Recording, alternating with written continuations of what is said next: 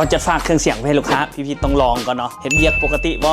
เสื่อมบลูทูธอย่างไรเรียบร้อยบ่มื้อนี้ลูกค้าเป็นคนฝรั่งเพิ่นมาจัด JBL ตัวนี้เป็นรุ่น IRX1 นี่เป็นตัวลำโพงคอลัมน์ตัวเริ่มต้นของ JBL เลยคือตัวนี้เลยแกะมานี่เดี๋ยวพี่ๆเสียบเสาสัญญาณไว้เรียบร้อยละเสาเสียงเดี๋ยวมาลองเทสเบิ่งมันดังบ่หรือว่าบ่ดังสลายนี่จะดังเลยเนาะมาตรฐานแบรนด์อเมริกาอยู่แล้วแบรนด์ JBL แล้ววิธีสังเกตว่าเครื่องศูนย์ไทยบ่ศูนย์ตัวนี้เลยตัวนี้จะเป็นเครื่องทางเบื้องศูนย์ไทยเด้อนำเข้าลาวตัวนี้จะเป็นของมหาจักรเนาะจะมีสติกเกอร์ของมหาจักรอยู่นี่นะนำเข้าบริษัทมหาจักร Development จำกัดเนาะนี่คุณภาพเสียงเป็นยังไงเอาเสียงฟังเสียงแบบสดๆเลยนี่พี่มีแต่ไมค์ของ DJI ตัวนี้อย่างเดียวเนาะลองทดลองฟังเสียงเลยร้านเสียง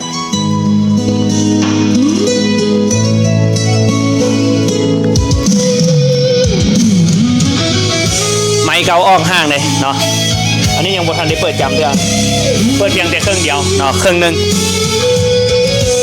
ข้างหลังก็เลยมาเบิ่งกันดูหรือไม่ควรจะอยู่หรือไม่ควรจะรักลองแค่เพียงลมปากมันจะจริงแค่ไหนหรือว่าเราจะออกเดินทางไปไกลแสนไกลเนียนกิ๊บเลยเนาะเสียงคมขนาดเนาะมันต้องเต้นตั้งวงเลยนะคันเปิดเพลงมวนปานนี้เนาะฟังเสียงก็โคตรมวนเนาะสำหรับท่านใดยังมาเบิ่งตัวจริงมาเบิ่งได้เลยนี่ของ Bose นี่ก็มีเลยปกติมัน100 ปลายล้านเลยตัวนี้พี่ปล่อยแต่90 ปลายล้านเกียร์นี่ Bose ซับ2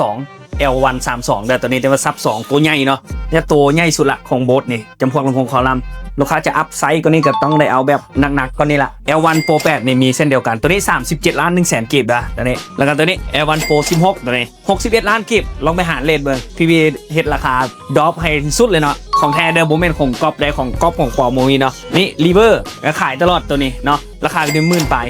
13,800 บาทตัวนี้เป็นรุ่น G12 ด้ะแล้วก็ JBL PRX1 ตัวใหญ่ขึ้นมาตัวนี้เป็น IRX1 เด้อตัวนี้ 30,000 ปลายบ่แพงเนาะสำหรับท่านใดอยากมาสัมผัสตัวจริงมาได้เลยเนาะคือตัวอย่างลำโพง Samsung อย่างก็มีได้นี่คล้ายๆคือ Party Box เนาะ Party Box พี่ก็มีเส้นเดียวกันเด้อมีครบทุกตัวเลยแบรนด์ QSC แบรนด์อเมริกาที่มีนี่คือ Party Box ตัวนี้ขายตลอดเลยนี่ตัวนี้เป็น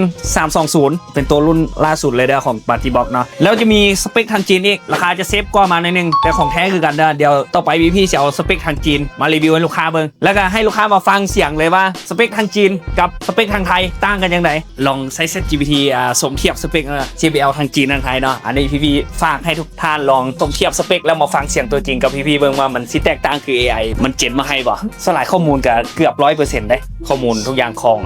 AI เดี๋ยวนี้ไว้วิธีเช็ครายการสินค้าอย่างเช่นข้อมูลมันมีทั่วโลกหลายสำหรับท่านไหนยังมาเบิ่งตัวจริงอีกครั้งนึงดาสถานที่เป็นบ้านฝุ่นเปล่าเมืองศรีสัตนนครหลวงเวียงจันทร์ด้า